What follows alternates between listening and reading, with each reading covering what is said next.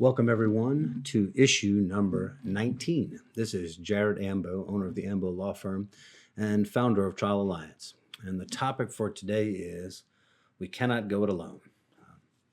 Well, what does that mean? Well, for me, it means that I always have to remember that I don't have to do what I do in my life alone, by myself, with only my ability to figure it out or my ability to understand what's happening. This trial practice, this jury trial practice that I've been at now for 10 years is difficult. This is not an easy task. And there are issues, new cases, new sets of facts that have not seen before, or not completely familiar with, or just need another set of eyes on, from a new case that I got 2 weeks ago, where there are some issues that I've not faced before. I know the case. I know the way that to go about it. I understand the full picture, but it's the details, and my thought process about those details may not be spot on, right? I could use an outside force in that. I have a case that's been pending for 3.5 years. In that case, I know everything about it. I've talked to people relentlessly about the issues in that case. And there are times where I have to make decisions where it's a great idea to have someone else come in and help me make that decision. And why is that, right? Why am I willing to do that? Well, because I know one sure thing about myself, which is that I don't know all the answers. I don't have all of the information. I don't know all the answers. And a lot of times, especially in jury trial work, when I'm approaching a jury trial in a case I've had for a long time, I can get blinded by my own excitement and my own fury and my own passion for my defense and my case, and my own overwhelming desire to try jury trials, my overwhelming desire to put the rubber on the road, right? I have a sense in me that, I'm a really good trial attorney, and I'm good at pretrial motions, and I'm good at collecting evidence. I'm good at being a trial attorney, but I am an exceptional jury trial attorney. When the judge says go and there's a jury to be picked or to talk to, or a case to be made, I'm exceptional at that. And so for me, I want to get in that realm, right? It's like a person can be really good at practicing baseball. A person can be really good at hitting the ball in the batting cage. A person can be super good at throwing pitches or throwing the ball where it's supposed to be. But that person wants to play the game, all right? They want to get in when it's important, right? And for me, I'm pulled. I pulled to get in when it's important. I'm pulled to involve myself in those situations where everything's on the line and it's me and the jury and it's go time. And so I can get shaded in that desire and sort of focused, honed in like a sniper, man, really honed in on it and not sort of see some of the larger picture sometimes. So it's super important for me to involve other people, to involve people that I respect, friends of mine in the business, people that aren't involved in the business, and get them to get involved in a way that can give me a clearer picture at times, right? Does that make me a bad attorney? Does that make me a terrible guy because I can't do it by myself? No, in fact, it just makes me smart. It makes me smart that I'm willing to get other people involved. When I was young, in fact, when I was first in practice in law, but also when I was a younger man, I used to think that it was a threat to me in some way if I got other people involved. It was because I couldn't do it myself, right? I couldn't get it done myself.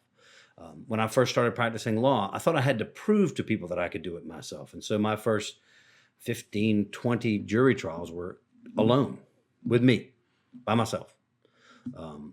And it wasn't until I got a little further down the road that I started asking people, hey, you want to come try this jury trial with me, whether they be young attorneys or old, experienced or inexperienced. I wanted someone else there, someone to bounce ideas off of, someone to give me some clarity, another point of view, right?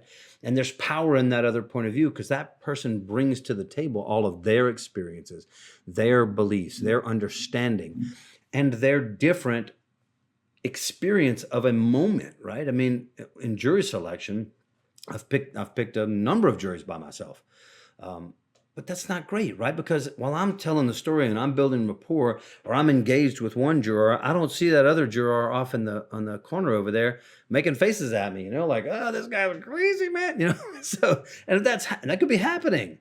Well, if you have other people with you watching that process, then they're liable to pick that up where you can't. Okay, and so that's just like one of the examples, right, of why we shouldn't do this alone. And it's one of the reasons that I decided to do a Trial Alliance and create this business Trial Alliance in this community, because I want both an opportunity for attorneys to get together, to share with each other, to grow together, to figure it out together, to ask questions when they don't know, to get great answers, to have that exchange of information inside a closed community, right? Where there's not thousands of people watching it. There's not a listserv with a ton of people answering. You don't know who's on it. These are people we know, people we know because we see them in the community. We see them talking in the system together, and we're in it together, and we can exchange information back and forth in a way that's meaningful. But also because I want to learn together, right? So that as we put out these learning videos, we put out this information, we do these interviews with people, we can all interact. Hey, this is what I heard. This is what I picked up. This is what I learned. This is what I saw. And in doing so, collectively, we learn more and grow more together than we could ever grow and learn alone. And that's really what's resounding with me today, is the idea or the understanding that we are better together than alone, that we really are better together. And in this environment, in the jury trial environment where, we're all running businesses and we're all trying to make money, the truth of it is that we don't have enough opportunity to engage with other attorneys. I used to complain all the time. I still complain. I would love to see some people in jury trial. There are a dozen attorneys that I know that I would really like to watch, start to finish, first word to last word, every bit of a jury trial they conduct. And take notes the whole time. Sit in the front row. I don't want to sit at the table with you. I want to sit in the front row with a pad and take notes. And, what can I pick up? What can I learn? What morsels can I use? What statement? Oh, man, I love that statement. I'm going to use that. Well, how do you go about this process? Man, I love that. Man, I love that. I'm going to use that. And so I know that I could learn from these people. I know that I can, because I respect who they are. I respect their outcomes. I respect the human beings they are. But I never have a chance to do that. When am I going to get a chance to go sit in a jury trial for 3, 4 days, a week, 2 weeks, 3 weeks, to watch someone else work so I can be a better jury trial attorney? How can I do that? I can't.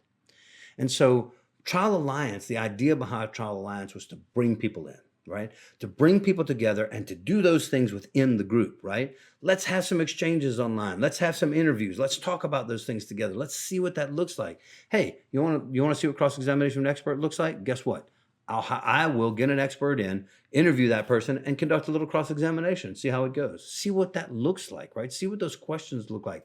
Can you be aggressive in this part? Should you be aggressive? Is it a good idea to ask aggressive questions to an expert, or is that just letting them show the jury how much they know? Is it a better idea if you know the information you're looking for? So if you have the information, you can call the expert on making up some stuff, right? Because sometimes these people who are qualified as experts are not really experts, right? State Police Crime Lab people from the DNA lab. I mean, some of these people, they're checking boxes only, right? They have an education, they get some online, so they get some CLE training, but I've asked them questions, fairly straightforward questions about genetic DNA stuff, and they are just clueless, can't answer the question. But they're qualified as experts because they work at the lab. Well, that doesn't make any sense. And so when I've asked those questions, I know the information. So when I've asked those questions, then I go about the process of teaching them. So we kind of go to school together. Well, let me tell you why this is an important question in this particular case. And let's take a look at the literature, and let's take a look at the text, and let's see what we can find, right? Let's you and I together figure out why it is I'm asking this question, and let the jury understand why this issue is important.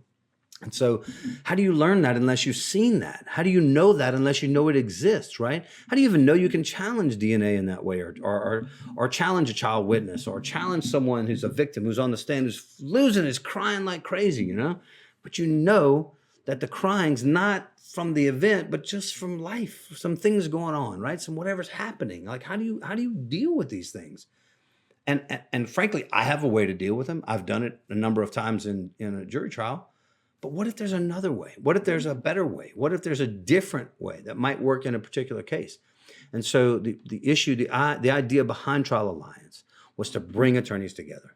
Let's get attorneys into a private secure space where we can exchange that information together and where we can use the synergy of all of us together to become better and greater than what we would be alone, greater than what we would be individually. And so that's what Trial Alliance is about. That's what we're growing here. That's the community that we're developing. And we're going to keep doing so. We're going to keep producing this content. And I hope that we can bring about, in the end, I hope we can lift up the trial defense community, both in the public and the private sector, to public defense and private defense, to lift these guys up and give them more information, give them more skills, give them more experience, and make them better at taking care of our clients, taking care of the people, taking care of the Constitution of the United States. I hope that we can lift up together.